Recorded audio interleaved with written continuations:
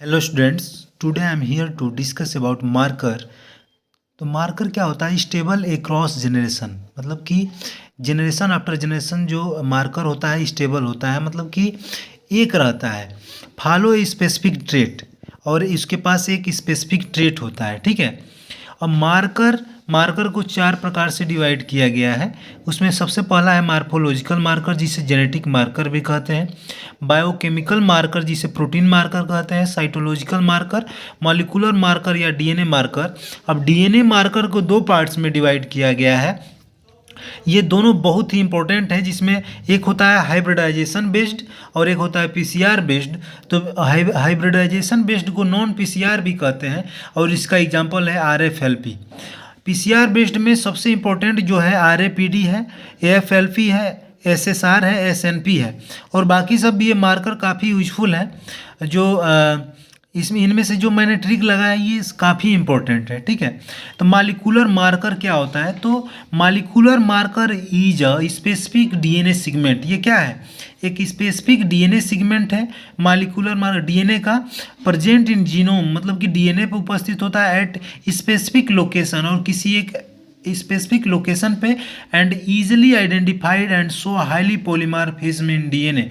तो ये क्या करता है? इजीली आइडेंटिफाई भी हो जाता है, और ये हाईली पॉलीमॉर्फिज्म शो करता है। यानी कि पॉलीमॉर्फिज्म का मतलब कि एक ही स्पीसीज या डिफरेंट स्पीसीज में उसका सीक्वेंसिंग अलग अलग जगह पे होता है। ठीक है।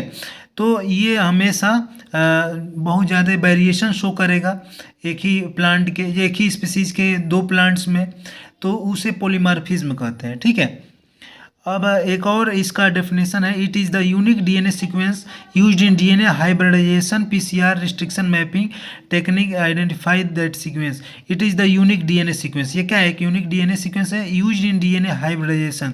ये क्या करते हैं? हाइब्रिडाइजेशन में यूज करते हैं डीएनए के, पीसीआर एंड रिस्ट्रिक्शन मैपिंग में, और technique it identify the date sequence, इसको सीक्वेंसिंग को आइडेंटिफाई करने के लिए। ठीक है। अब कुछ पॉइंट्स है molecular marker and marker assisted selection में। तो molecular marker is a DNA segment that is readily detected, मतलब कि आसानी से।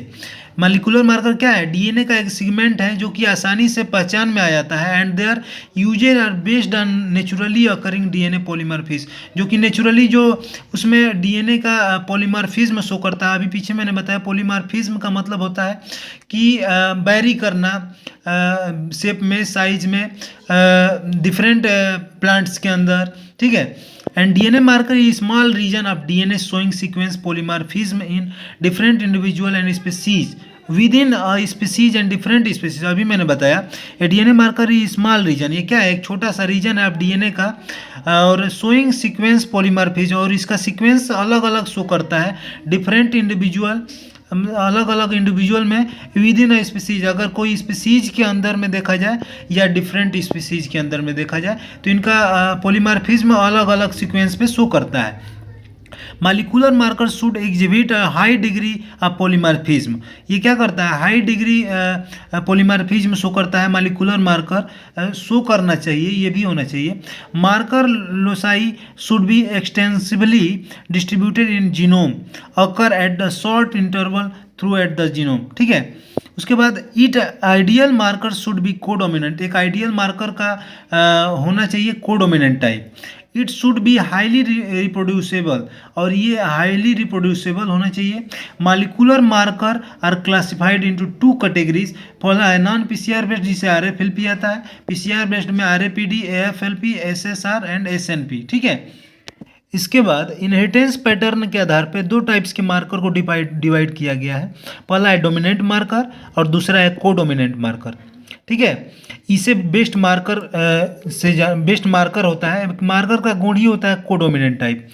अब डोमिनेंट मार्कर क्या होता है? Eat only one from trait associated with marker, यानी कि पेरेंट ऑफ स्प्रिंग ऐसे इन प्रोफाइल किया गया है। तो जैसे पेरेंट 1 है, ये पेरेंट 2 है, तो इसमें केवल आप इसमें हेट्रोजाइगस टाइप के ही डोमिनेंट, जिसकी डोमिनेंट है उसी का ये आइडेंटिफिकेशन कर सकता है। पेरेंट 1 जैसे कि अब पेरेंट 2 का आइडेंटिफिकेशन नहीं कर सकता है। ठीक है। जिसका एग्जांपल है ISSR, RADP एंड AFLP। ठीक है, RAPD है। अब कोडोमिनेंट क्या होता है? Codominant if both form trait associated with the marker, दोनों ट्रेट इसमें संबंधित होते हैं। Differentiation between homozygous and heterozygous, और ये आसानी से होमोजाइगस और हेट्रोजाइगस के बीच में डिफरेंशिएशन को बता देता है। ठीक है, यहाँ पे P1 का फ्रेगमेंट है और ये P2 का है।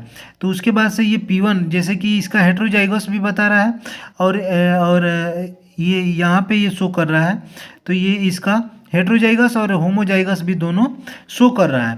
तो ये आसानी से डिफरेंस बता देता है होमोजाइगस और हेट्रोजाइगस के बीच, जिसमें आता है SSR, RFLP, STR। ठीक है, क्या कैरेक्टरिस्टिक्स होने चाहिए आइडियल मार्कर के? तो हाई डिग्री ऑफ पॉलीमॉर्फिज्म, उसमें विभिन्नताएं बहुत ज़्यादा दिखनी चाहिए। कोडोमिनेंट इन नेचर में कोडोमिनेंट होना चाहिए। हाईली रिप्रोड्यूसिबल, सेम रिजल्ट आने चाहिए। ठीक है, उसके बाद डिटेक्शन सैंपल आसानी से डिटेक्ट भी हो जाए। नो प्लियोट्रॉपिक इफेक्ट, और इसमें कोई प्लियोट्रॉपिक इफेक्ट ना हो। एपिस्टेटिक अब्सेंट हो इसमें, क्योंकि एक जीन दूसरे जीन पर अफेक्ट डालेगा तो आसानी से हम लोग उससे पहचान नहीं पाएंगे। इन्वायरमेंटल इफेक्ट अब्सेंट होना चाहिए, उससे कोई प्रभाव नहीं पड़ना चाहिए। मार्कर नेचुरल होना चाहिए, नेचुरली होना चाहिए। ठीक है, अब इसका एप्लीकेशन कहाँ कहाँ कर सकते हैं मॉलिक्यूलर मार्कर का? Assessing genetic diversity, linkage map construction, मतलब कि लिंकेज मैप बनाने में, न्यू एलील आइडेंटिफिकेशन करने के लिए भी कि वो एलील है कि नहीं, मार्कर असिस्टेड सिलेक्शन, और सीडलिंग ही DNA, मतलब कि सीडलिंग स्टेज में ही अगर DNA को निकाल करके और उसमें अगर किसी कैरेक्टर को आइडेंटिफाई करना है ये मार्कर है कि नहीं है, तो आसानी से इससे किया जा सकता है। क्रॉप इवोल्यूशन यूजफुल, और क्रॉप को और आगे बढ़ाने के लिए भी बहुत ही हेल्पफुल है। ठीक है, मॉलिक्यूलर मार्कर जो है दो प्रकार से है, हाइब्रिडाइजेशन बेस्ड जिसे नॉन PCR, PCR बेस्ड, तो जिसमें RAPD, AFLP, SSR, SNP आता है, इसमें RFLP। तो हम आज RFLP के बारे में अगले वीडियो में पढ़ेंगे। तो इसमें इतना ही। ठीक है, आप लोग वीडियो को लाइक करें और चैनल को सब्सक्राइब करें।